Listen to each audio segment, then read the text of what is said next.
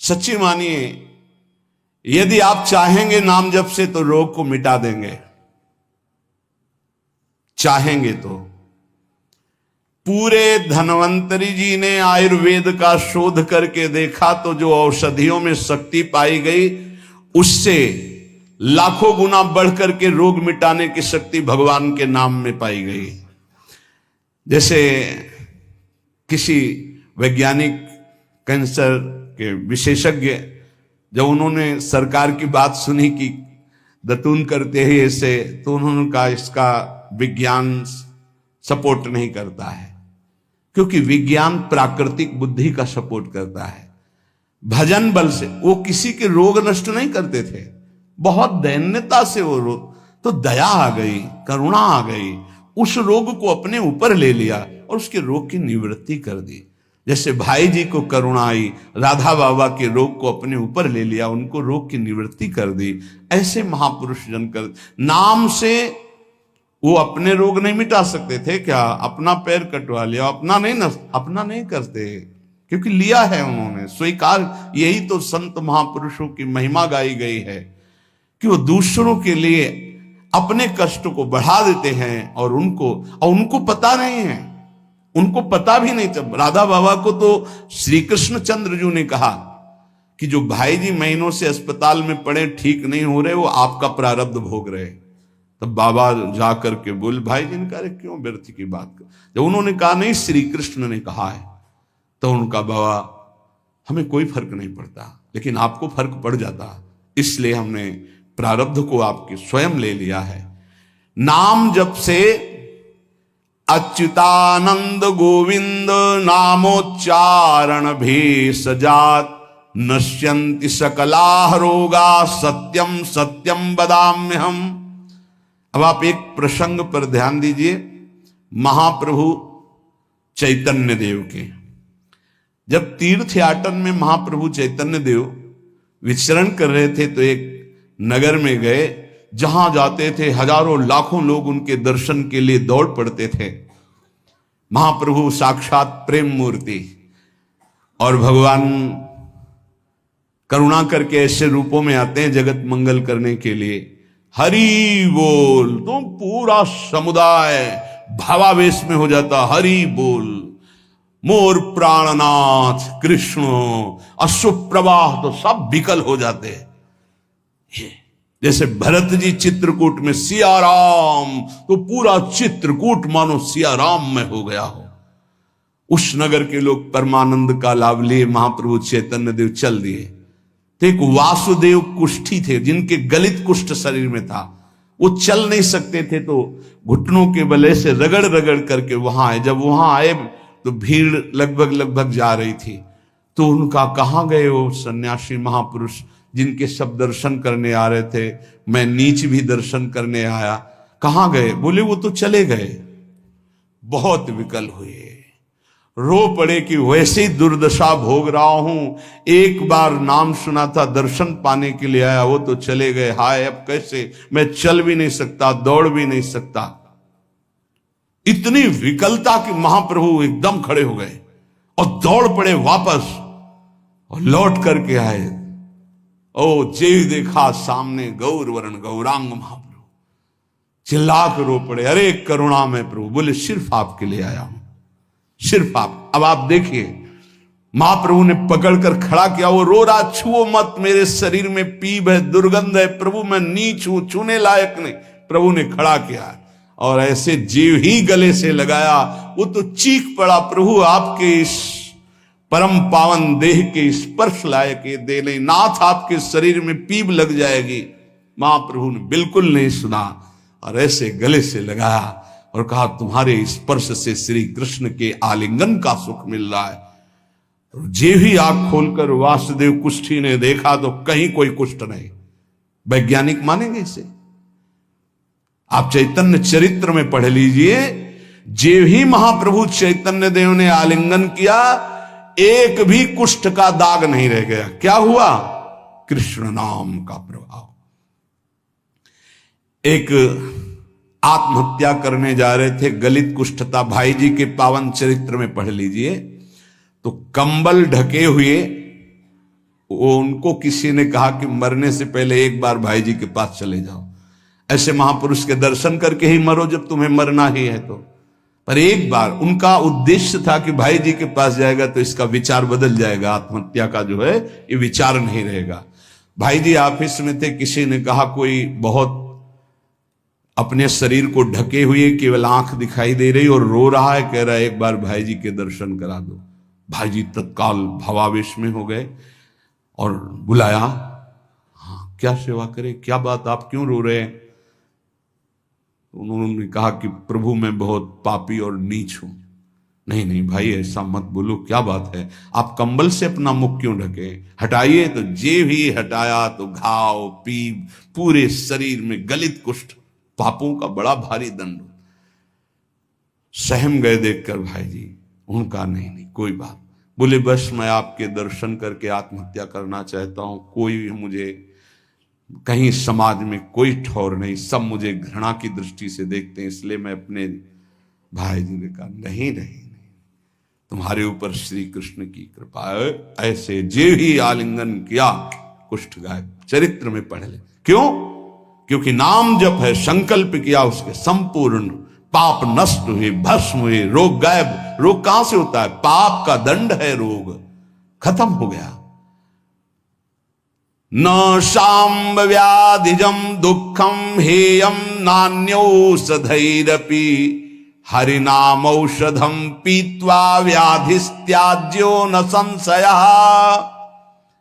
कितना भी बड़ा रोग हो जो किसी और औषधि से न खत्म हो रहा हो और नाम जब किया जाए और संकल्प कर दिया जाए कि ये रोग ठीक हो जाए, तो हरिनाम औषधि से बड़ा असाध्य रोग भी ठीक हो जाता है। बोले कर लो अपनी किडनी ठीक, बीमार तो हो आप। तो सच्ची कहते हैं, वृंदावन में बैठे 100 के 100% में 1% भी इच्छा नहीं कि हमारी किडनी ठीक हो जाए। इससे बड़ा साक्षी हम नहीं दे सकते, क्योंकि वृंदावन हमारा प्राण सर्वस्व जीवन है। 1% 100 में नहीं कि ठीक हो जाए, जैसे चला रहे वैसे चलाओ। अब इससे हमें ठीक होने का तात्पर्य नहीं, क्योंकि जो ठीक होना चाहिए वो ठीक हो गया। हम भले हैं, बुरे हैं, नीच हैं, अच्छे हैं, जैसे हैं, अपनी प्रियाजू के ठिकाना मिल गया गोरे चरणारविंद का, इसलिए इसकी जरूरत नहीं है। आप चाहे 100 वर्ष रखो, चाहे 1 सेकंड में इसको बुला लो, कोई परवाह नहीं इसकी।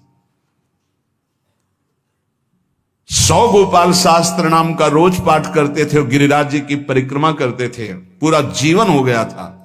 और पैरालिस आधे शरीर में उनके हो गया, लकवा जिसे कहते हैं, लकवा ही तो कहते हैं हिंदी भाषा। तो हरि बाबा, पूज्य उड़िया बाबा, ये सब जानते थे, इतने बड़े महापुरुष थे। उनके पास गए और कहा बाबा काहे को लीला कर रहे हो, अगर आप संकल्प करो तो पूरे भारत का पैरालिस ठीक हो जाएगा, आप अपने क्यों असमर्थ होकर पड़े हुए हो? तो उनका बाबा विनोद क्यों करते हो? क्या मच्छर मारने के लिए ब्रह्मास्त्र का प्रयोग किया जाता है? अरे ये शरीर छूटेगा आज नहीं तो कल, इसके लिए भगवान नाम और भजन का प्रयोग करें। नहीं, बाबा मुस्कुरा दिए।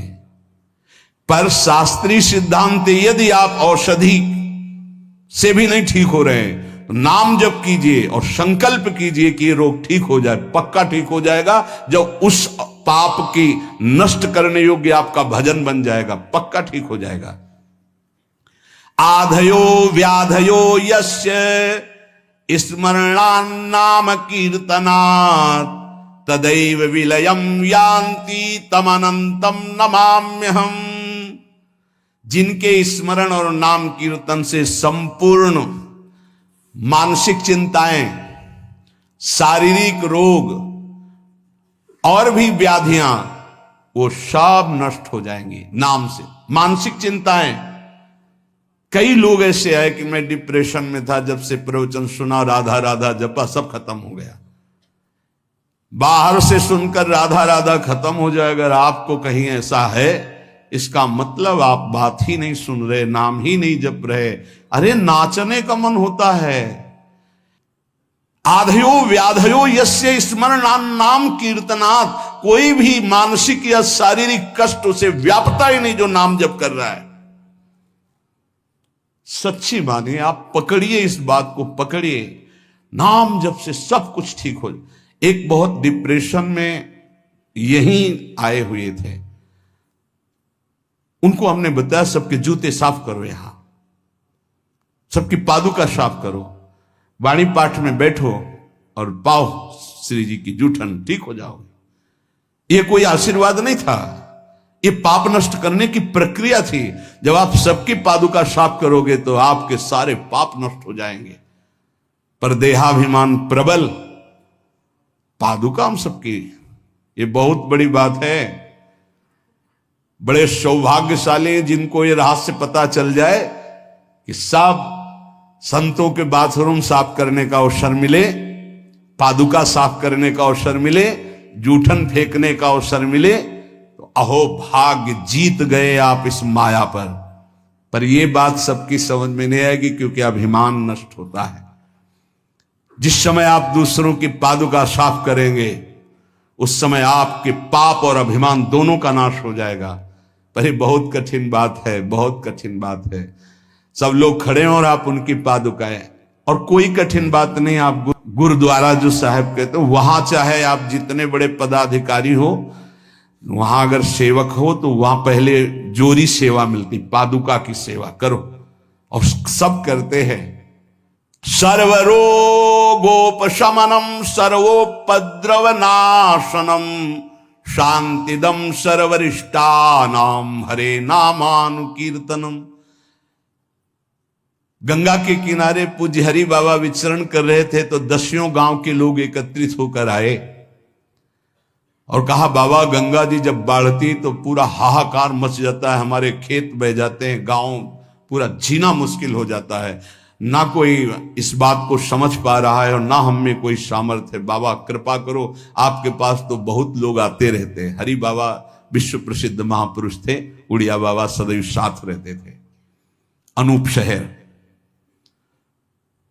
हरि बाबा ने सबकी करुण पुकार सुनी तो बाबा ने कहा, हाँ हमारे पास एक बहुत बड़ा पावर है, नाम। सुनो, सबको साथ देना पड़ेगा। क्या? बोले बालू का बांध बांधेंगे। हमारे पास पैसा नहीं, हमारा कोई सहयोग नहीं, तो हम बालू का बांध। तो बोले बालू का बांध गंगा जी? बोले जहां नाम जप करके तसला रख दोगे बालू का, गंगा जी चाहे जितनी बाढ़े उसको काट नहीं सकती। तो जानते हो अब तो बहुत बड़ा बांध बना हुआ है, उसको हरि बाबा बांध से ही कहते हैं, हरि बाबा के नाम से ही बांध। पर बाबा ने पहला बांध जानते हो काहे को बनवाया? बालू का। भर भर के बालू, नाम उच्चारण हो रहा है, हरे कृष्ण हरे कृष्ण, बाबा यह कीर्तन करवाते थे। और ऐसे तसला फावड़े में भरा जा रहा है, कृष्ण कृष्ण कृष्ण, और रखा जाता है कृष्ण। बोले गंगा जी की सामर्थ्य नहीं कि काट दें। ऐसा ही हुआ, गंगा जी बहुत बढ़ी पर दिशा बदल दी, बांध का स्पर्श ही नहीं हुआ। और आगे चलकर जब पता चला कि बाबा ने ऐसा बांध, तो फिर सब मिलकर सरकार ने भी मिल, बहुत सुंदर बांध बना हुआ है और वहां आज भी कीर्तन अखंड चलता रहता है। बहुत बड़े बड़े महापुरुष वहां बैठ करके साधन भजन भी किए। हरि बाबा उड़िया बाबा जब थे तो भाई जी महाराज, बड़े बड़े संत जाकर वहां सत्संग करते थे। नाम का प्रभाव गंगा जी ने नहीं स्पर्श किया, उस बांध को जो बालू का बांध दिया गया। आप समझते क्या है? नाम में अपार। कैसे कोई वैज्ञानिक मानेगा इस बात को कि ये नाम का प्रभाव। रोज नाम कीर्तन में वर्षों से एक भक्त जाते थे। बाबा ने पूछा, देखो अगर संत किसी को पूछते हैं तो आप ये समझ लो कि आपके जन्म जन्मांतरों के सुकृत सफल हो गए कि आप उनकी स्मृति में हैं। वैसे तो दृष्टि नहीं जाती, पर सब जब जहां अपनापन हो जाता है दृष्टि, वो भगत नहीं दिखाई दे रहे तो उनका प्रभु तो आज ही पधार गए बिना कीर्तन के। ये कोई 200-400 वर्ष नहीं हुए हरि बाबा को गए, भी बहुत 60-70 वर्ष हुए होंगे। उड़िया बाबा, हरि बाबा, भाई जी सब एक समकालीन महापुरुष है। उनका बाबा, उनका तो विमान बन रहा है, वो तो दाह संस्कार के लिए ले जाए जाएंगे। बोले नहीं, पहले विमान यहां लाओ। बाबा घंटा बजा करके बोलते हरि बोल, मारा घंटा में ध्वनि हरि बोल का, विमान की रस्सी खोल दो। 2-4 बार घंटा जे भी बजा उठ के बैठ गया, बोले ये कीर्तन के बिना कैसे जा रहे हो? अब आप ये वैज्ञानिक कोई मानेगा? ऐसा कैसे हो सकता है? अरे कर तुम अन्यथा कर तुम, जहां सुई का धागा नहीं जाता वहां से अनंत ब्रह्मांड पार कर दे, उसे परमात्मा कहते हैं, उसे भगवान कहते हैं। कीर्तन हुआ, बोले अब जाओ जाओ हमारे हरि के पास। तत्काल मूर्छाई, शरीर छूटा, विमान पे चिता। ये हजारों की भीड़ के बीच में हुआ, कोई अकेले एकांत में नहीं हुआ। कई लोगों को प्रश्न हुआ कि बाबा की वास्तविक किडनी खराब है। किडनी के मरीज नहीं है, शरीर किडनी का मरीज है। लेकिन जब हम होते हैं तब किडनी के मरीज नहीं होते, और जब किडनी के मरीज होते तो हम नहीं होते, ध्यान रखना। अब ये तुम समझो, समझ पाओ तो समझ लो। इस समय हम मरीज नहीं हैं, इस समय डॉक्टर हैं हम। अभी जब इससे उतरेंगे तो मरीज हो जाएंगे, पकड़ लेंगे लोग, वहां खड़े करेंगे। ऐसे बैठे रहना, चलता रहेगा। ये केवल राधा नाम का प्रभाव समझो, ये केवल राधा प्रताप है, श्री जी का प्रताप है, ये नाम प्रताप है। जब साधु नहीं रहता ना तो उसकी जीवनी में लिखा जाता है, तो बोले अच्छा ऐसा था, और जब सामने है तब समझ में नहीं आता, माया समझने नहीं देती। यही माया का है कि जब तक श्री कृष्ण चंद्रजू अपने परिकर में रहे द्वारिकापुरी में, तो जल्दी कोई जान ही नहीं पाया कि ये द्वारिकाधीश बने हुए अनंत ब्रह्मांडों के स्वामी हैं। पक्का ऐसे ही भगवान और भक्तों की लीलाएं होती हैं। सच्ची कह रहा हूं, ये हमारी कोई महिमा नहीं, ये राधा प्रताप है कि कैसी भी परिस्थिति हो, ये जस गवाना ये उनके प्रताप से हो। कौन सा ऐसा सर्व रोगापशमनम सर्वोपद्रव नाशनम शांति प्रदम सर्वरिष्टानाम हरिर नामानुकीर्तनम। कोई भी अरिष्ट ग्रह नक्षत्र भूत प्रेत, लोग कहते हैं हमारे घरों में बाहरी चक्कर है, 1 घंटा का नाम कीर्तन करवाओ, कोई चक्कर रह जाए तो बताना। नाम कीर्तन नहीं करवाओगे, पक्का हमें पता है। इसमें श्रद्धा हो सकती है तुम्हारी कि ले जाओ ये गाड़ देना घर में, लेकिन नाम कीर्तन जो लोक परलोक सर्व पाप का नाश करने वाला, नाम संकीर्तनम यस्य सर्व पाप प्रणाशनम, जहां तक नाम कीर्तन जाएगा वहां तक सबका मंगल होगा। मीरा जी को एक भूतिया घर में रखा गया कि अब ऐसे नहीं मरी तो यहां तो भूत ही मार डालेंगे। मीरा जी ने गिरधर को विराजमान करके जे भी धूप आरती की, धूप की गंध जितने भूतों को लगी सब परम पद के अधिकारी बन गए, सब परम पद के अधिकारी। क्या भगवत आराधना, कौन सा ऐसा अरिष्ट है जिसका नाश ना हो जाए, लेकिन कोई समझते नहीं। राधा राधा राधा नाम के बल से, भगवत चिंतन के बल से सब कुछ ठीक हो जाता है। सच्ची कह रहे, सब कुछ ठीक हो जाता है। संकीर्तमानो भगवान अनंतः। एक बार जो हमारे सन्यासी गुरुदेव भगवान थे, बिल्कुल साधारण बात, गांव के लोग, महाराज जी हमारी भैंस बहुत बीमार है, वो मर गई तो हम गरीब आदमी मर ही जाएंगे, क्योंकि उसी के दूध से परिवार चलता है। हम छोटे थे, गुरुजी के पास नीचे बैठे थे, गुरुजी तखत में थे। अरे भैया हम तो कोई पशु के डॉक्टर थोड़ी हैं। कहा स्वामी जी हमें पता है आप कर सकते हो। एक अपनापन होता है। तो ऐसे नारियल का कमंडल रखा था, उनका नारायण नारायण नारायण कटोरी में डाला और कहा लियो भैंस को पिला देना। अरे भैंस ठीक हो गई। अब जितने भैंस और गाय के थे सब वहां भीड़ लगने लगी। गुरु जी ने कहा भैया पशु के डॉक्टर थोड़ी, वो बेचारा गरीब आदमी था, ऐसा कह रहा। संकल्प कर ले और संत कह दे तो क्या नहीं हो सकता, क्या नहीं हो सकता। जाओ तुम्हारा मंगल हो जाए, तो उनके पास भजन है, उसके बल से मंगल हो जाता है। ऐसा थोड़ी कि वो कोई सिद्धि जानते कि तुम्हारा रोग नष्ट कर देंगे, जाओ तुम्हारा मंगल हो जाए। उनके पास नाम बल है, उससे हो जाता है। जब अनंत महिमाशाली भगवान का नाम जब किया जाता है तो नाम चित्त का मार्जन करके, जैसे सूर्य उदय होता है तो अंधकार नष्ट हो जाता है, ऐसे हृदय में ज्ञान प्रकाशित कर देता है। इतना नहीं कि वो पाप नष्ट कर देता है, विघ्न नष्ट कर देता है, विशुद्ध ज्ञान प्रकाशित कर देता है। नातः परम कर्मा निबंध कृंतनम मुमुक्षताम तीर्थ पदानुकीर्तनात् नायत पुनः कर्म सुसज्जते मनो रजस्तमोभ्याम कलिलम तथोन्यथा। एक बड़ा रहस्य की बात इसमें कह रहे हैं। जो हमारा प्रारब्ध भोग है ना, नाम से इसको 1 मिनट में मिटाया जा सकता है, किसी के भी, अपने या दूसरे के। लेकिन हम बहुत बड़ा प्रारब्ध मिटा रहे हैं। अनंत जन्मों के कर्म संस्कार जो हमें बार बार जन्म मरण के चक्र में फंसाते, अब आखिरी जन्म होना है, इसलिए इस शरीर के प्रारब्ध तो सह लेते हैं, और आगे के जितने पीछे के जितने सबको भस्म करके भगवत प्राप्ति कर लेते हैं। इस रहस्य के कारण बड़े बड़े संत अपने शरीर के प्रारब्ध को नहीं मिटाते हैं।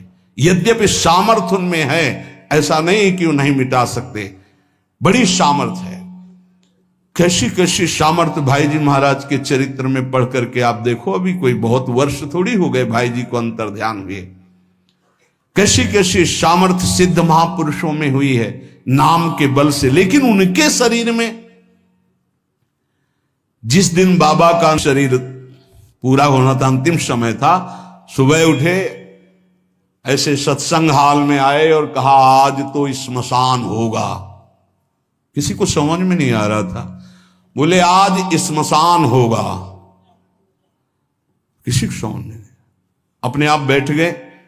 जो भागवती कथा कह रहे थे आनंद चैतन्य ब्रह्मचारी, उनसे कहा कि आप रुको, और 2 श्लोकों की व्याख्या की। यद्यपि आत्मा का जन्म मरण नहीं होता, अजन्मा है, अविनाशी है। दूसरा, जिसका जन्म होता है उसका मरण निश्चित होता है, इस शरीर का। व्याख्या की, पद्मासन लगा के बैठ गए, कहा शुरू करो। किसी को कुछ समझ में नहीं आ रहा। 5 मिनट बाद ही घटना घटती है।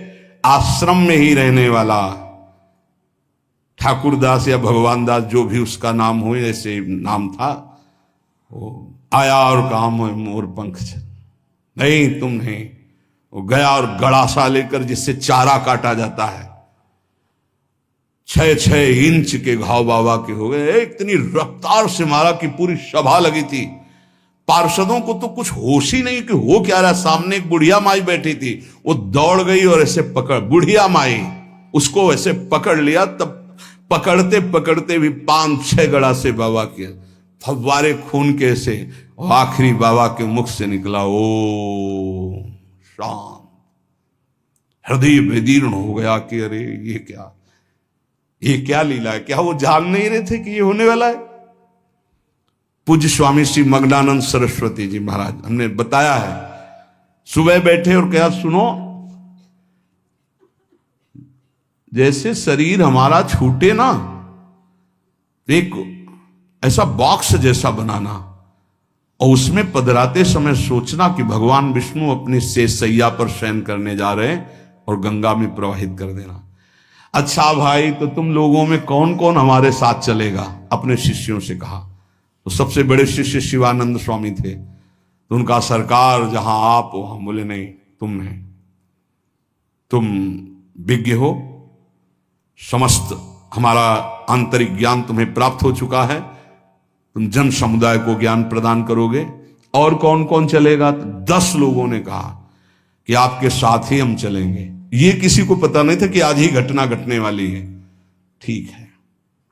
ठीक 2 बजे बाबा सरकार लघु शंका के लिए निकलते थे, आसन से हटकर फिर आसन में बैठ जाते थे। जेवी लघु शंका के निकले तो एक बावरा आदमी जो वहीं आश्रम में ही आकर के टिका था, सबको लगता था ये कुछ खतरा पैदा करेगा। वो गांजा पीता था, कुल्हाड़ रखता था साथ। बाबा सरकार रोज अपने भोग से दूध उसे पिलाते थे। जेवी लघु शंका को निकले 8-10 कुल्हाड़ ऐसे महापुरुष के जो अस्थिमात्र होए रहे शरीरा, योग के पुंज एक ही समय में कई जगह पाए गए। ऐसे सिद्ध महापुरुष मग्नानंद सरस्वती जी महाराज एक ही समय में कई जगह पाए गए। बाबा सरकार को लहू लुहान हो गया। आए उस स्थिति में सब अधकटे अंग सिद्धासन में बैठ गए। वो पीछे आया और जिन 10 लोगों ने कहा था साथ चलेंगे, सबको मार के, और जिन लोगों को बाबा सरकार ने कहा था नहीं, एक भी खरोच उनके शरीर में नहीं आई, और भाग गया। मानो काल ही ऐसे। उनको पता था ऐसा नहीं कि भजनानंदी महापुरुषों को पता नहीं होता कि अब क्या होने वाला है, पर वो भगवान के रहस्य को वैसे ही रखते हैं जैसा भगवान चाहते हैं। क्या पूरे जीवन भर महान तप, परिणाम अंत में तो ये परिणाम थोड़ी है। भगवान करुणा निधान बड़ी प्रसन्न मुद्रा में पीपल के नीचे, बहेलिए ने देखा श्री चरण का तलवा तो ऐसा उसको भ्रम हुआ कि हिरण का मुख और माला तान के बाण भगवान के चरणों में। जो ही नजदीक गया देखा द्वारिकाधीश भगवान कांप गया। भगवान ने कहा मम इच्छा कह दीन दयाल। तुरंत दिव्य विमान आया और उससे कहा इसका फल है कि तुम परम पद में जाओ। और भगवान अंतर्धान हो रहे, निमित्त बनाकर वो सशरीर भगवान अंतर्ध्यान। भजन करने से इसका कोई लेना देना नहीं रहता कि शरीर को रोग है, कि शरीर कैसे छूटता है। इतने महामहिम बक्सर वाले पूज्य मामा जी महाराज, अद्भुत संत, जिनको मामा जी ही इसलिए कहा जाता था कि जानकी जी पर दृढ़ भाव था, मेरी बहन है, मेरे बहनोई राम जी हैं। शायद इनमें से किसी लोगों ने दर्शन किए, बहुत ही करुणा मूर्ति। अगर कोई वैष्णव झुकता है तो लाठी रख करके प्रणाम करें। हमने काशी में और यहां वृंदावन में भी बड़ी सभा में सर्वश्रेष्ठ सम्मान दिया जा रहा था, और जब उनको बोलने को हुआ तो उन्होंने कहा मां अपने गोद पर बेटे को बैठा लेती तो ये कोई सम्मान बेटे का नहीं होता है, ये मां का दुलार होता है। ऐसे आप सब महापुरुषों ने ऐसी वाणी, ऐसी दैन्यता, और शरीर कैसे पूरा हुआ जानते हो। जा रहे थे भगवत कथामृत पान कराने, गाड़ी का ऐसे राधा अंतिम शब्द था जो पास थे, राधा बरसाने से दर्शन करके गए थे, राधा गए। किस हेतु से कैसे जाते हैं इसका निमित्त नहीं, कहां जाते हैं ये बात है। श्री जी के पास गए। नाम सब साधनाओं की त्रुटि को पूरी कर देता है। इसीलिए कल शाम के बहुत आर्त भाव से कह रहे थे कि 10 मिनट घर में कीर्तन कर लिया करो। आपके कमरे का वातावरण भागवती खो जाएगा यदि आप कीर्तन कर लेंगे। पर सुन लीजिए हमारी बात, माइक से कह रहे हैं तो भी नहीं सुनाई दे रहा है, नहीं सुनाई दे रहा है, इसका मतलब आप कर नहीं रहे। अगर करते हैं तो सुन रहे हैं आप। 10 मिनट आप चाहे गृहस्थ हो चाहे विरक्त हो, 10 मिनट कीर्तन कर लीजिए। आपकी कुटिया का वातावरण भागवतिक हो जाएगा, कोई आपको मानसिक विघ्न नहीं होगा। 10 मिनट कीर्तन कीजिए। अगर आप मान ले तो निर्विघ्न आपका समय जाने लगेगा। 24 घंटे में एक बार आपकी कुटिया में ताली या मंजीरा बजना चाहिए और जोर से नाम होना चाहिए, राधा राधा या राधा वल्लभ श्री हरिवंश, या जो और अन्य उपासना वाले हैं अपने उपास्य देव का नाम कीर्तन। जिस कुटिया में रोज नाम कीर्तन होता है उस कुटिया में कोई भी किसी अन्य के परमाणु हमें विक्षेप नहीं डाल सकते। ये रहस्य की बात है, पर कैसे मानोगे? तुम्हारा मन तुम्हारे ऊपर शासन किए तो हमारी बात नहीं मानोगे। यदि हमारी बात आपके ऊपर शासन कर जाए तो आज से शुरू कर दोगे। आपकी कुटिया में 10 मिनट कीर्तन की ध्वनि होनी चाहिए। जैसे बड़े भाग्यशाली जन हैं, कई वर्ष पहले ये हुआ कि जिस कॉलोनी में रह रहे हैं उस कॉलोनी में कीर्तन होना चाहिए। आज भी कीर्तन, कितना सुख मिलता है जब आसपास ये राधा नाम का कीर्तन करते हैं तो हृदय, और 50 लोग पीछे चलते हैं नाम कीर्तन करते हुए, पूरी कॉलोनी में गूंजता है नाम कीर्तन। आप अपनी कुटिया में अपने मंगल के लिए, अपने वातावरण अनुकूलित के लिए, जो आपके दिमाग को भागवतिक बना सके, 10 मिनट नाम कीर्तन कीजिए। मान लीजिए, फिर आप परिणाम देखिए। जोर जोर से नाम कीर्तन कीजिए। नाम से समस्त त्रुटियों की पूर्ति हो जाती है। मंत्र तंत्र तच्छिद्रम देश कालार्ह वस्तुतः सर्वम करोति निश्चिद्रम नाम संकीर्तनम तव। जैसे आप मंत्र जप कर रहे हैं तो आपकी कोई त्रुटि हो गई है, कई तरह की त्रुटि हो जाती है। आप मंत्र जपते जपते कोई बोल दिए, कोई बात कर दिए, निषेध है मंत्र में, जब तक माला पूरा ना हो जाए तब तक नहीं। वैसे भी मंत्र में मान लो कोई शब्द ऐसा जो आप त्रुटि कर दिए हैं, तो जहां आप माला पूरा करें कि 11 माला हो गई, हमारा 21 माला हो गया, तो 5 मिनट नाम कीर्तन करें, तो जितनी भी त्रुटि होगी मंत्र जाप की वो पूरी हो जाएगी। ऐसे ही यज्ञ है, कुछ भी अनुष्ठान है, उस अनुष्ठान के बाद 10 मिनट नाम कीर्तन कीजिए, वो पूर्ण हो जाएगा। कोई भी त्रुटि आपके फल में बाधा नहीं पहुंचा पाएगी यदि नाम कीर्तन हो जाता है हर अनुष्ठान के बाद।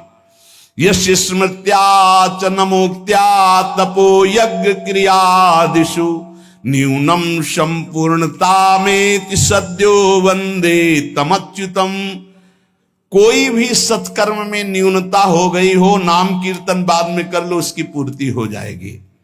भगवान अच्युत का नाम सर्व मंगल करने वाला है। भगवान का जो नाम जब करता है तो भगवान उसके ऋणी हो जाते हैं, भगवान ऋणी हो जाते हैं। क्या या बकाया रह गया जब भगवान ऋणी हो गए? आप राधा राधा राधा प्रियालाल ऋणी हो जाएंगे। जिस समय गोपी जनों से प्रेम विवश होकर भगवान कहते तो कहते मैं बहुत काल तक आपकी सेवा करूं तो भी आपके ऋण से उऋण नहीं हो सकता। क्यों? क्योंकि हर समय गोपी नाम जप कर रहे हैं, हर समय प्रभु का चिंतन कर रहे हैं। ये जीवन का परम साधन, परम लाभ है यही। गीत्वा च मम नामानि नर्तयेन् मम सन्निधौ इदं ब्रवीमि ते सत्यम कृतोहम तेन चार्जुन। ये जैसे नृत्य होता है ना, तो जो दुर्भागी है ना वो उपहास करते हैं हर वैष्णव के नृत्य को। भगवान यह कह रहे हैं गीत्वा च मम नामानि नर्तयेन् मम सन्निधौ। मीरा जी पूरी रात रात नृत्य करती थी गिरधर के सामने कीर्तन करते हुए।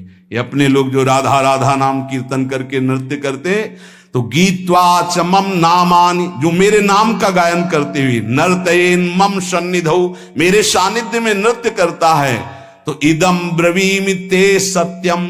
वैसे भगवान के वचन सत्य होते हैं, पर यहां प्रमाणित कर रहे हैं मैं सत्य कहता हूं, कृतोहम तेन अर्जुन, मैं बिक जाता हूं उनके लिए।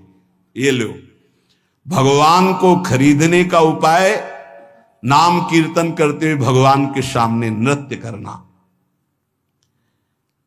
मैं उनका बिका हुआ दास हो जाता हूं। अच्युत भगवान, अजित भगवान कह रहे हैं जितम तेन जितम तेन जितम तेनेति निश्चितम जिह्वाग्रे वर्तते यस्य हरिरित्यक्षरद्वयम्। मैं उसके हाथ बिक जाता हूं, बिक जाता हूं, बिक जाता हूं। मुझे वो जीत लेता है, जीत लेता है, जीत लेता है 3 बार। किसका? बोले जिसकी जिह्वा के अग्रभाग पर मेरा नाम विराजमान रहता है। जीत गया वो, मेरे से जीत गया। माया से जीतने की क्या बात। चाहे जिस देश में हो, चाहे जिस स्थान में हो, चाहे जैसी अवस्था में हो, अपवित्र ही क्यों ना हो, यदि नाम कीर्तन कर रहे हो, मुख जूठा है, शरीर अपवित्र है, अपवित्र देश में हो, कहीं भी, तो बोले न देश नियमस्तस्मिन् न काल नियमस्तथा नोच्छिष्टेपि निषेधोस्ति श्री हरिर्नाम निलुब्धक। यदि मुंह जूठा है और मंत्र जप कर रहे हो तो ठीक नहीं है, नियम विरुद्धाचरण है, ये गलती है, चूक है। लेकिन मुंह जूठा है, राधा राधा, कोई अपराध नहीं।